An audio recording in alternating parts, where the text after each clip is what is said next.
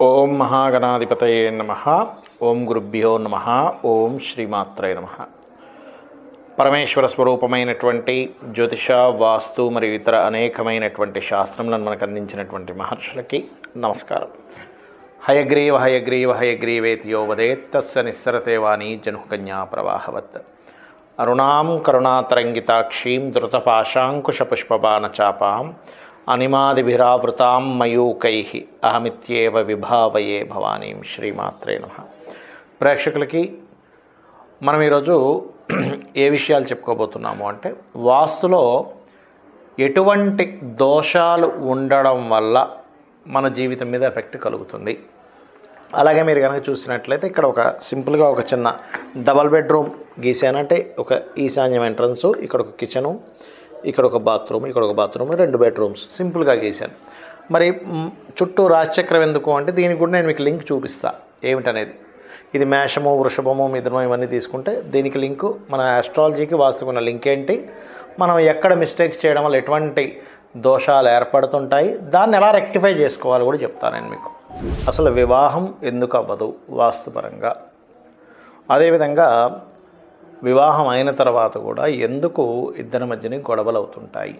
ఒకటి అవ్వకపోవడము, రెండవది వివాహం అయిన తర్వాత విపరీతమైన గొడవలు. దీనికి 2 కారణాలు ఉంటాయి. ఒకటి గుర్తుపెట్టుకోండి, ఒకటి వాస్తు, జ్యోతిష్యం 2 ఉంటాయి. అసలు వివాహం అవ్వకపోవడానికి గల కారణం ఏంటంటే, జ్యోతిష్శాస్త్రరీత్యా వాళ్ళకి ఆలస్య వివాహ యోగం ఉంటుంది. ఆలస్య వివాహ యోగం ఉన్నప్పుడు 7-8 కాంబినేషన్ అంటారు. అంటే సప్తమాధిపతి 7వ 8వ అధిపతి వాళ్ళు ఇచ్చే ఫలితాలు ఎవరైతే ఉన్నారో, సప్తమ ఫలితాలు ఎవరైతే ఇస్తారో, అష్టమ ఫలితాలు ఎవరైతే ఇస్తారో వాళ్ళిద్దరూ కలిస్తే సప్తమం అంటే జీవిత భాగస్వామి, అష్టమం అంటే ఆలస్యము అని అర్థం. ఆకస్మిక సంఘటనలు, సర్జరీస్ ఇవన్నీ అర్థం అనమాట. అలా అష్టమ సంబంధం వచ్చినప్పుడు ఏమవుతుందంటే, సర్వసాధారణంగా జీవిత భాగస్వామి లేట్గా వస్తారు. అంటే 30, 35, 40 ఆ ఏజ్లో అవుతుంది. మీరు దీనికి ఏం కంగారు పడకూడదు. చాలామంది తెలియక ఏం చేస్తారంటే, ఆలస్య వివాహ యోగం ఎలాగో అలా చేసేసి దాని తర్వాత ఇబ్బంది పడుతూ ఉంటారు. అది అలాగే శుక్రుడు పాడవుతాడు పురుషుడి జాతకంలో, లేదా తులారాశి, ఈ రాశి ఎక్కువగా పాడవుతుంది. అప్పుడు ఏమవుతుంది, వాళ్ళకి తులారాశిలో పాపగ్రహాలు ఉన్నప్పుడు కూడా వివాహ సంబంధించిన దోషాలు వస్తుంటాయి. ఎందుకంటే మనం 2 క్లియర్గా తెలుసుకోవాలి. ఉట్టి వాస్తు మీద వెళ్ళిపోకూడదు, కేవలం దీని మీద వెళ్ళిపోకూడదు. ఎందుకంటే ఒక్కోసారి మనిషి ఆరోగ్యవంతంగానే ఉంటాడు, కానీ అతను తీసుకునే ఆహారం వల్ల ఇబ్బంది వస్తుంది, అనారోగ్యం చేస్తుంది. అంటే మనిషి ఆరోగ్యవంతుడే కానీ తీసుకున్న ఆహారం వల్ల ఇబ్బంది ఎలా వచ్చిందో, వీళ్ళెంత మంచిగా ఉన్నప్పటికీ కూడా ఒక్కొక్కసారి వెళ్ళిన ఇంటి వాస్తు వల్ల దాని ప్రభావం ఉంటుంది. వాళ్ళకి అర్థం కాదు, ఇదేమిటి నేను అంత ధర్మంగా ఉన్నాను, అంత బాగానే ఉన్నాను కదంటే, ధర్మం కొంత మిమ్మల్ని కాపాడుతుంది, అందులో ఎటువంటి సందేహం లేదు. ధర్మము ఖచ్చితంగా మనల్ని కాపాడుతుంది. కానీ శాస్త్రంలో కొన్ని చెప్పబడ్డాయి. అవంటే ఎలా అంటే, చిన్న ఎగ్జాంపుల్ చెప్తా చూడండి. ఇప్పుడు మీరు చాలా ధర్మవంతులే, కానీ మీరు వెళ్ళి జూలోకి వెళ్ళి పులి దగ్గరికి వెళ్ళారు. ఏం చేస్తుందండి? పులి తినేస్తుంది, అందులో ఎటువంటి డౌట్ లేదు. బాగా ఆకలితో ఉన్నటువంటి పులి మింగేస్తుంది. దాని ధర్మం అది, దానికి ఆకలేసి తినేస్తుంది. క్యాండిల్లో వేలు పెట్టారు, కాలుతుంది. అయితే ధర్మం మరి ఇక్కడ రక్షించదా అంటే, మీకు వేరే అంశాలలో మీరు చాలా నిజాయితీ పరులని, మీరు చేసేటువంటి వర్క్లో కరెక్ట్గా ఉన్నారనేటువంటి ఏదైతే తెలుసుకుంటుంటారో దాని ద్వారా మీరు కాపాడబడతారు. ధర్మ దేవత కూడా మిమ్మల్ని కాపాడుతుంది. కానీ ప్రకృతికి విరుద్ధమైనటువంటివి ఎప్పుడు కూడా మిమ్మల్ని కాపాడు. ఇది గుర్తుపెట్టుకోండి. అది ఎప్పుడు జరుగుతుందంటే, అది మీరు ఒక తారాస్థాయికి, మీరు సాధనా దశలో ఒక తారాస్థాయికి వెళ్ళినప్పుడు ఒక పులిని కూడా కంట్రోల్ చేయగలుగుతారు. సరే, ఇక్కడ మన విషయానికి వద్దాం. ఇప్పుడు మరి వాస్తుపరంగా ఏమిటి అంటే, ఇక్కడ సింపుల్గా చూడండి. ఇక్కడ నేను చాలా సింపుల్గా గీసాను ఇందులోపల. ఇది ఒక ఈశాన్యం ఎంట్రన్స్ ఉన్నటువంటి ఇల్లు. ఇలా లోపలికి వస్తే ఇది ఒక హాలు, ఇక్కడ సింక్ ఉంది, ఇక్కడ ఒక చిన్న కిచెన్ ఏర్పాటు, ఇక్కడ ఒక చిన్న, కొంతమంది ఇక్కడ ఇలాగ కట్టుకుని ఉంటారు పూజ గది, రైట్. ఇక్కడ ఒక బాత్రూము, సహజంగా దక్షిణ నైరుతిలోని పెట్టాలి, అక్కడ వేశాను. పడమర వాయువులను ఇంకో బాత్రూమ్ పెట్టాలి, రైట్. ఎప్పుడు దోషాలు ఏర్పడతాయంటే, వివాహం అవ్వకపోవడానికి గల కారణం చెప్తాను చూడండి. కొన్ని ఇళ్లలో ఏమవుతుందంటే, ఇది దోషం అవుతుంది. అంటే ఎలాగ ఒక్కోసారి ఇలా కట్ అవుతుంది. అప్పుడు శుక్రస్థానము అంటారు ఈ ఆగ్నేయ స్థానాన్ని. ఇది తూర్పు కదా, ఇది తూర్పు, ఇది పడమర, ఇది ఉత్తరము, ఇది దక్షిణము, ఇది ఆగ్నేయము, ఇది నైరుతి. అంటే నైరుతి అంటే సౌత్ వెస్ట్, వాయువ్యం అంటే నార్త్ వెస్ట్, ఇది నార్త్ అంటే ఉత్తరము, ఇది ఈశాన్యం నార్త్ ఈస్ట్, ఇది ఈస్ట్ అంటే తూర్పు, ఆగ్నేయం అంటే సౌత్ ఈస్ట్, సౌత్ అంటే దక్షిణం.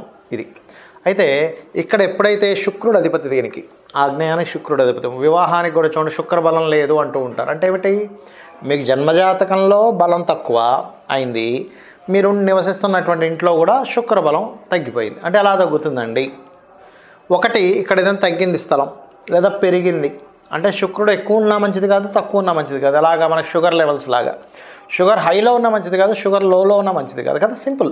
బీపీ హైలో ఉన్న మంచిది కాదు, లోలో ఉన్న మంచిది కాదు. అది మన శరీరానికి వర్తిస్తుంది, వాస్తుకి వర్తిస్తుంది, గుర్తుపెట్టుకోండి. అయితే ఒక్కోసారి కొంతమంది ఏమంటారు, ఏమండి మాకు కరెక్ట్గా ఉందండి, రెక్టాంగులర్ స్క్వేర్లో ఉంది, మాకే ప్రాబ్లం లేదు అంటారు. కానీ వాళ్ళు చేసే మిస్టేక్స్ కొన్ని చెప్తాను చూడండి. ఇక్కడ బయట ఒక చిన్న బాత్రూమ్ కట్టుకుంటారు, ఇక్కడ ఆగ్నేయంలో ఒక ఇండివిజువల్ హౌస్ ఉండి మళ్ళీ బయట మెట్ల కింద ఒక బాత్రూమ్ కట్టుకుంటారు. అది శుక్ర సంబంధించిన దోషాన్ని ఇస్తుంది.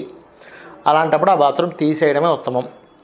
లేదండి మాకు ఒకటే బాత్రూమ్ ఉంది, బయట ఉంది, మరి దానికి మేమేం చేయాలి పరిహారము అంటే, చక్కగా అక్కడ మీరు ఒక చిన్న దానికి ఆ బాత్రూమ్ కమోడ్కి ఒక చిన్న పట్టీలాగా వేసేసేయండి. అది యాక్చువల్గా అయితే మనం ఇంటిని చూసి ఎన్ని డిగ్రీస్ టిల్ట్ అయిందో చూసి దాన్ని బట్టి అక్కడ మెటల్ పెట్టాలి. కానీ జనరల్గా అయితే కాపర్ మెటల్ పెట్టవచ్చు, అక్కడ కాపర్ మెటల్ దాని చుట్టూ వేయచ్చు. రైట్. ఇది ఇక వివాహ సంబంధించిన విషయంలో మీరు ఒక్క విషయం మీరు గుర్తుపెట్టుకోవాల్సింది ఏంటంటే, అసలు సమయం వచ్చిందా రాలేదా మీరు జాతచక్ర రీత్యా చెక్ చేసుకోవాలి. చిన్న ఎగ్జాంపుల్, ఉదయం 6:30కి ఇప్పుడు సూర్యోదయం అవుతుంది, అంతే కదా.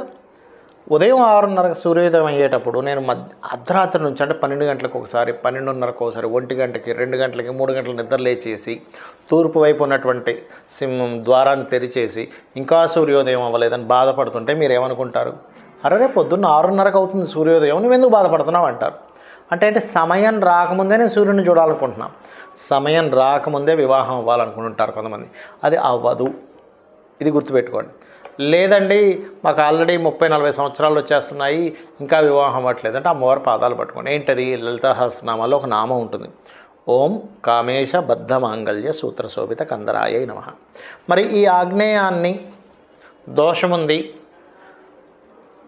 కేవలం బాత్రూమ్స్ కట్టవడం వల్ల పెరగడం వల్లైనా ఇంకేదైనా దోషాలు ఉంటాయి అంటే, ఇక్కడ బ్లూ కలర్ వేస్తే కూడా దోషం, గుర్తుపెట్టుకోండి. ఇవాళ రేపు మీరు గమనించినట్లయితే ఒక 30-35 ఏళ్ళ నుంచి మనకు ఒక కల్చర్ స్టార్ట్ అయింది. ఏమిటది, బండ వేస్తున్నాం అక్కడ, ఇంతకుముందు కిందనే వండుకునేవారు, ఇప్పుడు బ్లాక్ కలర్ స్టోన్ వేస్తున్నాం ఇక్కడ తెలియక. బ్లాక్ సిగ్నిఫైస్ వాటర్, అంటే అగ్ని భాగంలో నీటిని పెడుతున్నాం మనం. అగ్ని నీరుంటే ఏమవుతుంది, చల్లారిపోతుంది. అంటే ఇక్కడ ఏమైంది, శుక్రదోషం ఏర్పడింది. అందుకని బ్లాక్ బండ కనుక ఉన్నట్లయితే అక్కడ స్టవ్ పెడితే కనుక, మీరు ఏదైతే మనం స్టవ్ పెడతామో, గ్యాస్ స్టవ్ పెడతామో దాని కింద గ్రీన్ టైల్స్ పెట్టండి, దోషం తగ్గుతుంది. ఈ రూమ్లో గ్రీన్ కలర్ వేయడానికి ప్రయత్నం చేయండి.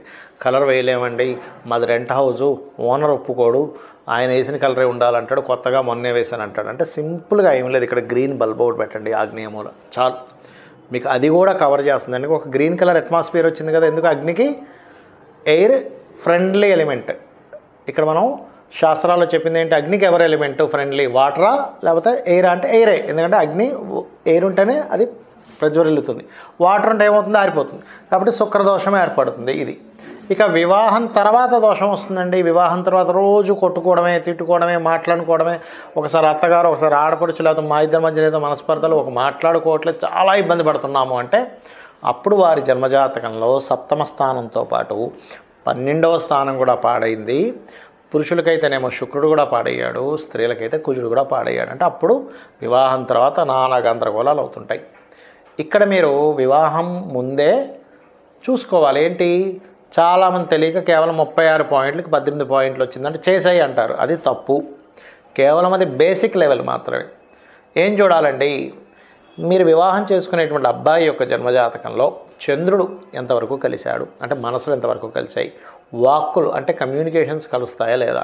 కలవకపోతే ఏమవుతుంది, మీరు ఒక మాట అంటే ఆయన ఒక మాట అంటాడు, నువ్వు మాట్లాడు తప్పంటే నువ్వు తప్పు, అసలు మాట్లాడుకోవడం సబ్జెక్టే లేదండి మా ఇద్దరి మధ్యన అంటూ ఉంటారు. ఎందుకు, ఒకరి మాటలు ఒకరికి అర్థం కావు.